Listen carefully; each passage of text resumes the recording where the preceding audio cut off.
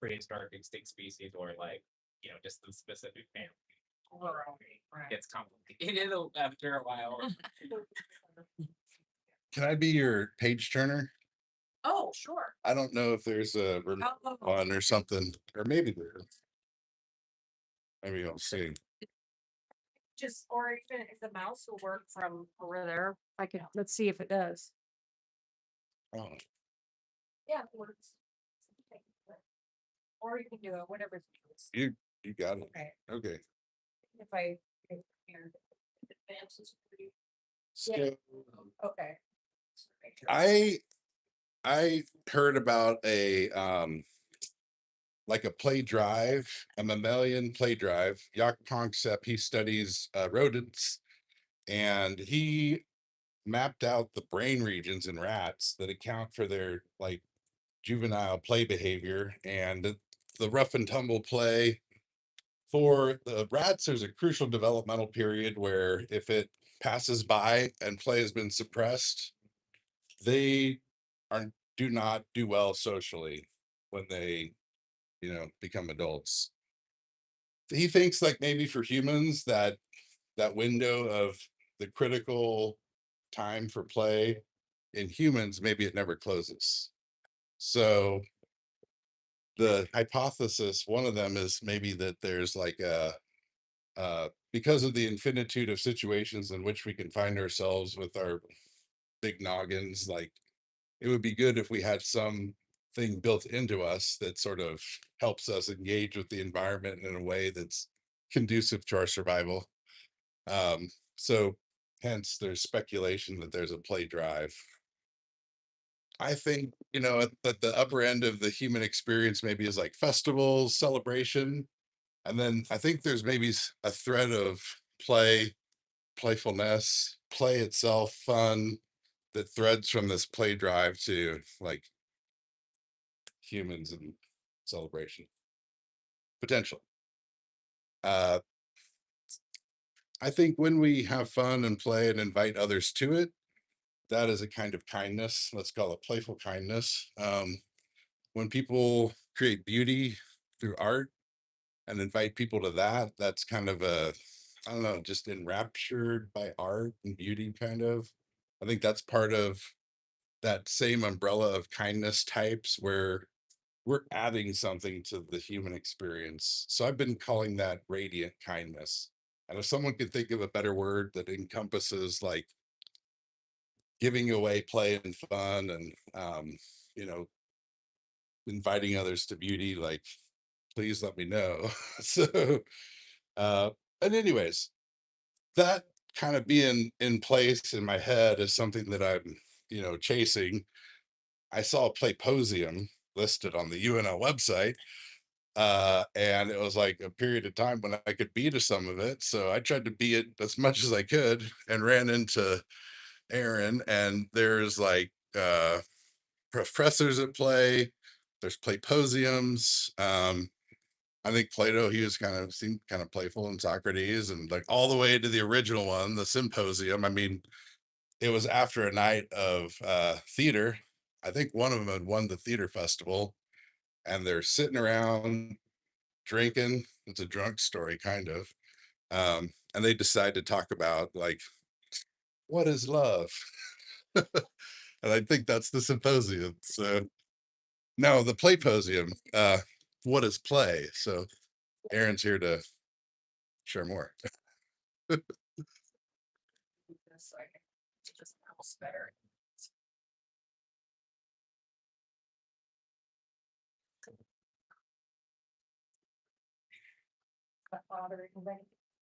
Okay. So talk about this a little bit. As I mentioned, I'm a structural designer at Cornell. So you've already talked about that. So I did this presentation. I was talking to a few people earlier, about a week ago for I support the College of Education now. The faculty of the College of Education, helping them with their classes and stuff. And as I said, being that I was an instructor for the last 10 years, I'm very familiar with that system that we use. So I was teaching this for a summer class that it was about using AI in education. And the whole thing that they were gonna be doing is they were gonna be breaking out into groups. And each one was gonna take a different type of AI and explore it a little bit more. And the faculty member just asked me, she said, "Oh, would you mind like just going over some of these tools and telling people a little bit about them?" I said, "Sure." So I'm kind of just doing the same thing for you because I wanted to just give you kind of to show these kind of creative tools and ways that you can use AI in a positive way. So on the practical side of AI, before we get into the playful side, is you can actually use it for a lot of teaching material development. So rubrics, assessments, syllabi, just as a way to kind of like free up your time a little bit initially. Obviously, you need to use it, start it, and then go over it with the human eye. Make sure it's all correct and accurate. But it can definitely give you a start. So you don't just start with a blank page, not quite knowing where to start. You can also use it to evaluate the assessments that your students turn in. You know, run it through some grammar tools or use it for image generation to like make your syllabus look a little more interesting. But what I'm focusing on today is kind of generating playful content that will supplement your course designs. So these are game elements and mini games, like I was talking about with the games earlier. Things like podcasts, videos, scripts, all those types of things that people can add to their course or other ways you can use AI. You know, people might be doing like a new business or different things like that you can use these types of things for. So one of my very favorite AIs that I discovered last year, and this was at a conference for AI that I was asked to speak at, and one of the play professors at Play, David, he was there, and he, mentioned that this was a great way for students to do introductions in class. And this would be either for either online students or if it was in the actual classroom. And why this is so fun is this is a song creation tool. And I have actually a personal subscription to this because I loved it so much that I was just like creating and creating.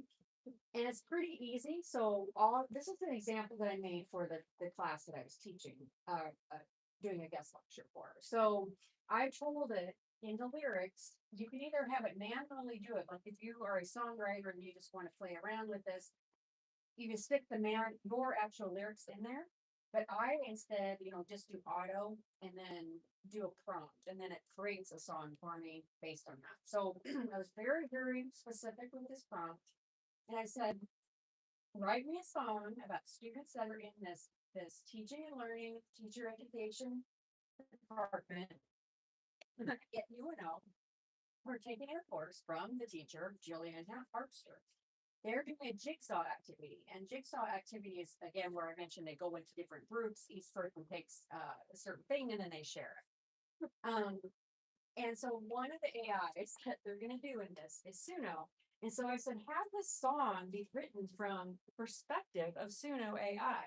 So she's going to be going on and on about how she's the best AI, compared to the others and things like that. So I told her to write a song about that. And then you could choose your style. So I chose 1980s synth pop. It's like, let's see what this turns out. And then you can choose your vocal gender, and I said female. So putting those things in mind, it's called Suno Shakes the Floor, is what it came up with. This is some of the verses. And then this is just allows you to regenerate your picture if you want. You can say what it's about or whatever. And so I'm just going to play you. I'm not sure does the audio work in here in this? It should. We'll find out. Okay. There's just a little bit of this one. Now I have to say this a little corny, or I've played around more with this and created some other songs I really like, but it was really fun, like for a real quick thing. So I'll play just a little bit of this.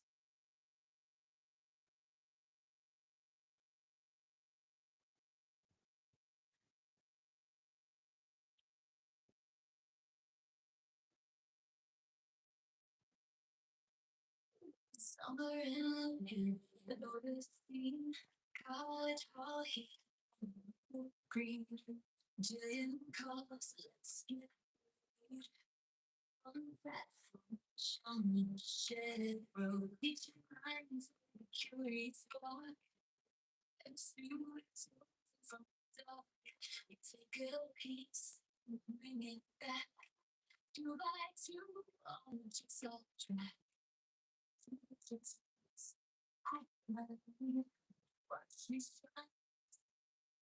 I love the chorus.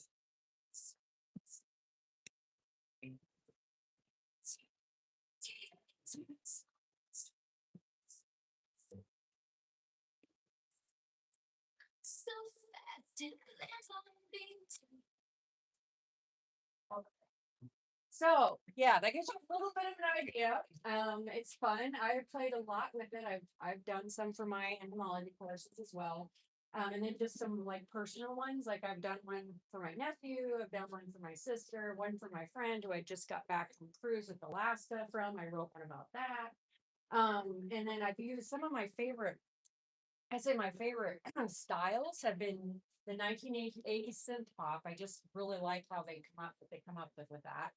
And then 1920s jazz. Those have been my favorite ones, the styles that I've used. I've tried all different ones. I've also done some humorous raps. Those came out pretty funny too. So Suno was a really fun one that you can use for a variety of just things. Again, I like the idea for education wise, using it for introductions. Students can like put information about themselves in there, choose a style, and then they could share that with the group instead of just like a discussion or something. All right. So I wanted to talk a little bit about the game that I told you I had created for my forensic entomology class. It's called The Death of Danny B. And it was an alternate reality game. And this basically an alternate reality. It's a complex and immersive, and it you basically want to be pulled into the storyline. So everything the students were basically playing detectives for these 3 homicide cases, and they were introduced to all sorts of evidence. They had to go out to her social media page that I had created. There was a website, a fake dating website that was a big part of the game that looks real and everything. So it is all it uses transmedia storytelling, which is why I said going to websites and social media and videos and all those things, as well as real life elements. I had posters up in the entomology department advertising that Danny B was going to be coming to talk to us and different things like that. So the use of this was to engage my students and have them collaborate with each other and these cases, and then learn about obviously the content. And AI was very instrumental in helping me create these elements. So I was mentioning to somebody earlier about how the scripts, I wrote the scripts for the videos, and it would take me a week to do that on my own. So I did a really, really extensive prompt in ChatGPT, and it wrote a really nice script for me that then of course I devised and everything, but it definitely saved me time.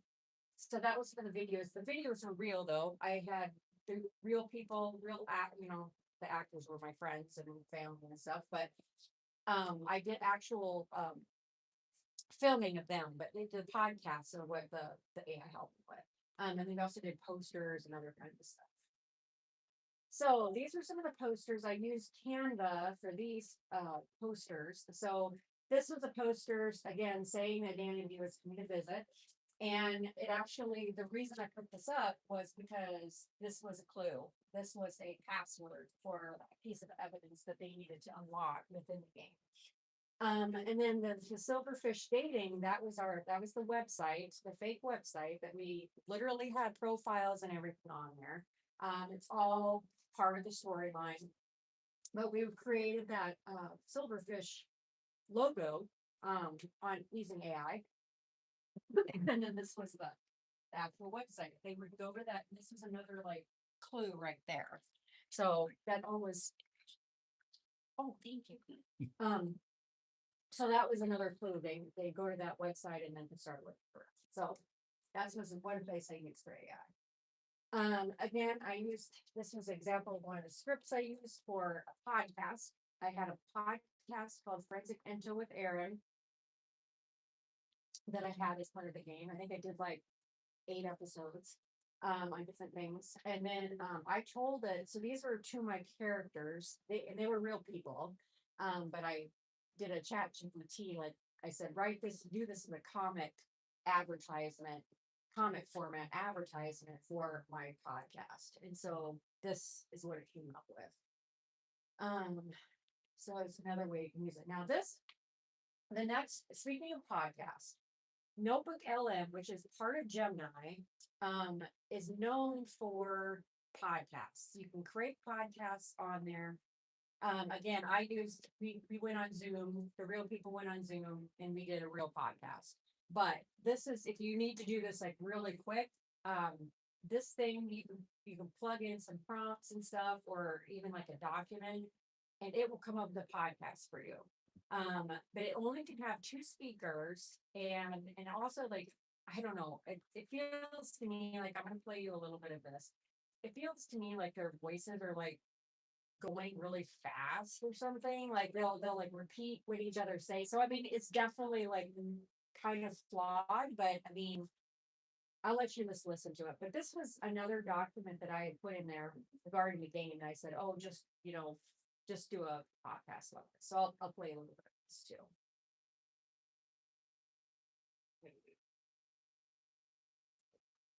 Welcome to the deep dive. Today, our mission is to unpack this seemingly standard interview from a true crime promotional tour that takes a really, really unexpected turn. Oh, massive turn, like into potential real-time villain. Exactly. So we are analyzing a transcript from a show called Forensic Ento with Erin, hosted by Professor Erin Bauer. And we have the official interview with her guest, who is this crime reporter named Dora Frisbee. Right, from the Lincoln Ledger. Yeah, the Ledger. But we also have this leaked off the record. Okay, so some of the stuff kind of bugs me about this is like, from the Lincoln Ledger. Yeah, the Ledger. That kind of like bantering, just, I don't know, it doesn't sound realistic to me for some reason. But it's still good though, like for students or something, like to make a quick podcast if they don't have access to although, Zoom, like at UNL, I always say, if you want to make a podcast, do it on Zoom, save the audio. That's one of the easiest ways to do it. But it's still, I hear people doing podcasts of this all the time. So I just wanted to explore with it. And it can do some useful things. I just think it could be better. So. Welcome to the deep dive. Okay. All right, Adobe Firefly. The one I wanted to, now all of these here. So Suno is only the song creation. Notebook LM does other things, but podcast is one of the things that it happens to be known for. Adobe Firefly also does several things. But one of the things that it's known for is its illustration. And so I wanted to show you like how different the illustrations can be here. So again, I was focusing on a classroom. I said, make it like a tech classroom where students are going to be exploring AI and stuff. So it gave me like, I told it to do like different types. So I said, do more of a realistic one. So this one looks more like this realistic regular students and whatever. This one looks like kind of a combination of like sci-fi with regular students. And then this one is more of a cartoony type art. So that's just kind of to show you how you do generate different types. And this is good for people like me who are not artists, but it is never going to replace like real artwork by any stretch of the imagination. So, but it's definitely something that can, if you need to just throw something into a quick document or something, it works the best way. This was a really neat one. It was the first one I'd ever heard of. Gemini sketch note. Again, it's from Gemini. I mean, I've used Gemini, but this particular sub part of it I had not heard of. But this allows you to make really cool infographics really quickly. So what I did with this one is I did the history of pesticide use. And I said, make me a infographic about that. And this was like, I didn't really know how to do the prompt for this. So I looked it up and I kind of copied this as an example of what kind of prompt to do as far as like the style and how it should be laid out. And I'll show you what it came up with. That actually was pretty impressive. So, yeah, I think that's pretty awesome. Now, again, I have not gone through this to see, like, make sure that it's accurate. That before I ever use this in anything, in a real, document of any sort, I would have to make sure all those dates were actually correct and all that. But for a first run, it did a pretty good job. Okay, Copilot. So Copilot's through Microsoft, and then Microsoft at UNL. So we actually have like an enterprise version of this. So it's like free to everybody. You can do more of the advanced stuff. So one of my entomology colleagues and I, we had talked about doing like she does meditation exercises before her classes with her students, and so she had kind of wanted us to kind of explore. I said, well, maybe we could do like a bot, a GPT agent, which are basically these specific bots, AI bots that are for a specific purpose on meditation. So I created this one called MediBot, and it resembles a little bot, a cute little bot fly, fuzzy bot fly. And I programmed all the information in, or gave it all the information. I want you to be like a support, a caring assistant where students can go with the MediBot and say, do a mindfulness exercise. Give me a short mindfulness exercise, and I'll like list it out there. Or give me UNL resources for health and wellness. And so I plugged all that kind of stuff in. This is what it looks like. And so they can just ask a question. It also gives you some prompts here, like if you just want to go into a quick prompt, like maybe some tips for how to reduce stress and balance coursework and things like that. And then, like I said, I kind of tried to focus it towards mental health, and we, in particular, focus it towards entomology students and entomology faculty. Although this certainly could be expanded to like beyond that, but that was what our original little project was. So it's a pretty cool little thing. I'm still working on it. It's definitely not done yet. I think it could be a little bit more. It had kind of a sugary voice to it, it was like saying, oh honey, you can do this or whatever, and I'm like, no, I don't want you to say sound like that, I want you to sound like, like a supportive assistant, that, I guess sound a little less human, I don't want it to sound like a total robot, but I didn't want it to sound quite so human or quite so like personal, I guess, with the students when they're talking to a machine. So I had to kind of like adjust some of that stuff. And I'm still working on it.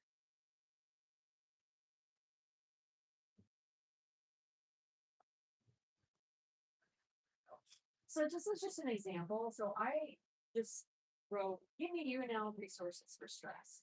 And then it responds, absolutely.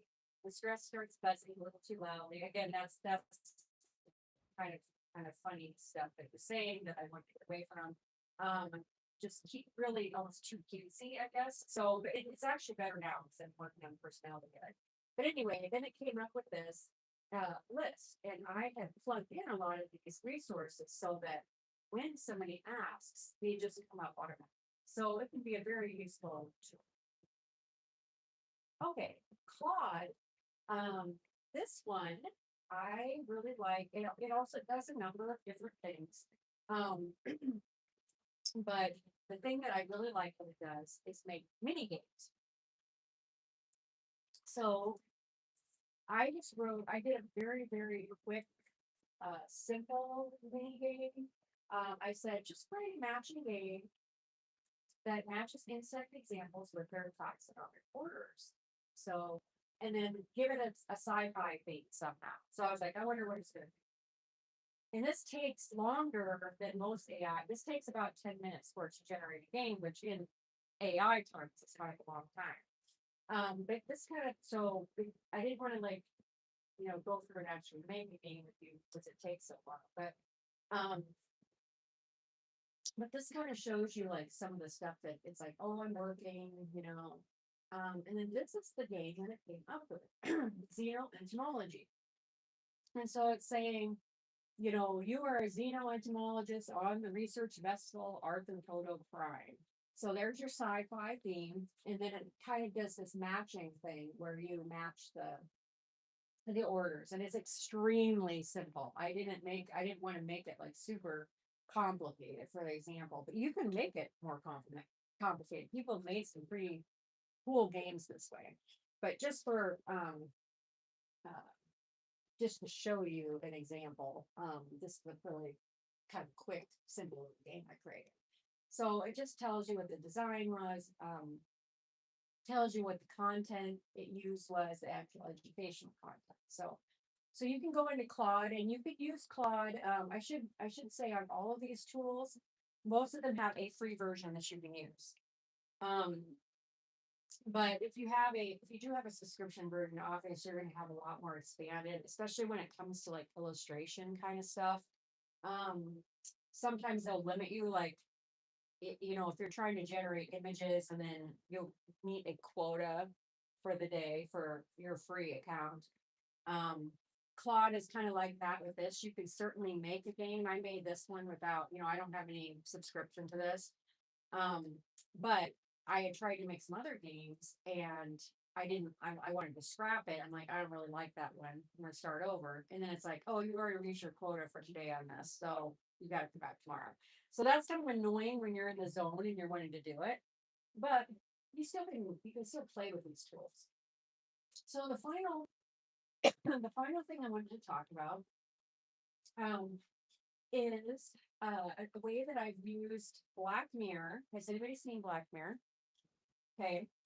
So for those who have not seen it, Black Mirror is an anthology series that is on Netflix.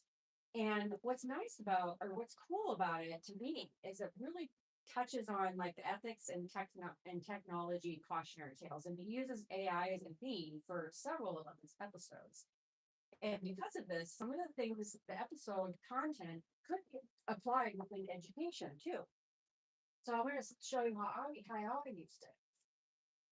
So I also used to teach a cultural entomology class to how insects interact with humans over time. So historically, things like that. And there's an episode of Black Mirror called Hated Divination that is about honeybee flaps in the near future and how they've replaced drone with AI bee drones for pollination. So I use this, and of course, everything does not go very well because that's how Black Mirror is. So it was a cautionary tale. And so I'm like, okay, I want to use this for my class. So I basically created like, some assignments where they have to watch some clips from that and write some discussions and things like that. And then I also wanted to show you, this is a AI video example, and you'll see, again, I don't have a subscription, so there's, you know, like watermarks and stuff, but it'll give you an example of how I wanted to introduce this topic to the students initially through this video. So the prompt that I gave it was just something simple like write or do a movie about insects, AI, and Black Mirror, and it knew what I wanted. So, I mean, the pictures are kind of stock images, but I do like kind of what it's talking about. So let me play a little of that. Have you ever wondered what would happen if the intricate world of insects collided with the complex realm of artificial intelligence? Welcome to a journey into the convergence of these two fascinating realms.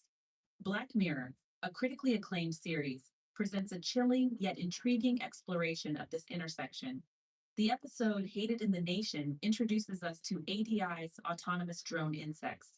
These tiny technological marvels, designed to replace the dwindling bee population, aren't just a work of science fiction. They are a glimpse into a future that's closer than we think. In the real world, the development of robotic insects is already underway.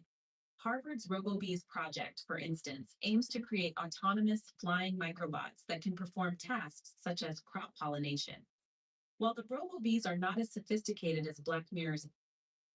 So that was just a little, because I do teach them about innovation, and there is a lot of like little miniature insect robots and things that already exist.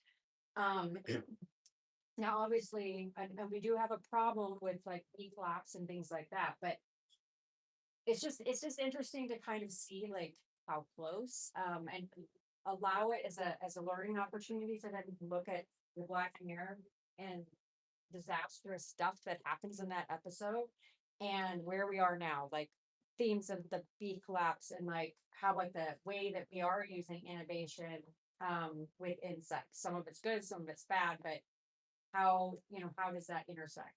And so that was just a example of how you can make a video too, that just about some topic that you want to expand on. So again, I think I typed in those words and then the hate in nation probably in there, and then it came up with that. I mean, again, the background is not really, if I had a paid subscription to this, I could have plugged in what pictures I wanted, but it gives you the idea. Have you, So that is about it. If anybody does have any questions after today, that is my email address. You can email me, and I'm happy to talk more about AI or games or anything. So- When's the next Playposium? Oh, it's gonna be in April, so it's not this year. As we were working with the Great Plains Game Project, probably as a partner for us. So, yeah, so we're not doing it this year. And then with my shift over to a new job and stuff too, it was easier for us to just do that. But that's the plan for now. We will let you know for sure when the date is, but I think it's gonna be in April. Were you the driver for the Playposium happening? Originally Julia. So Julia had, Julia's my colleague. She had some books that Value of Play, which is actually by Allison. Oh gosh, I just blanked on her last name. But she's from England, and she was our keynote speaker last year for Playposium. And anyway, she has go do like a book club with this Value of Play book. And then at the end of that, she's like, oh, you know, what I would really like to do is like do an actual conference about play, you know, at UNL and how people use play in education. And she's like, if any of you guys would be interested in helping, I'm like, yeah, I would. And so we did it 2 years in a row. And as I said, we're not doing it this year just because we shifted some things, but our hope is to be starting that up again next year. So, yeah. So yes, Julia was the one that actually kind of came up. Thank you. So any other questions just right off the bat? Offhand? But they still make a lot of false information in all these sites. Absolutely. Yeah, and so if I didn't emphasize that enough, I don't think I did. So AI can be used as a fantastic tool for helping things, but you always need to look it over for accuracy. You know, like those scripts that I did, I mean, yes, for the most part, it did what I wanted when I prompted it, set the scene of what I wanted, kind of talk of what was in there. But I still had to read over it and make sure, and some of the sentences sounded really weird, like they didn't sound like they were coming out of a human mouth. They sounded like they were coming out of an AI. And so like I had to kind of adjust some of that stuff too. But it still is a really, really good like starting point. And I think that's what I really emphasize to people is that if you look at it more as a tool, not like you don't want AI to like take away your creativity or anything. You still have to put that human effort into it, but work with it just like you do with the internet. I mean, you work with it as a tool or with Word documents, you know, I mean, look at it as a tool to help you with your work. And then I think that kind of shifts your perspective on it, I think. Thank you.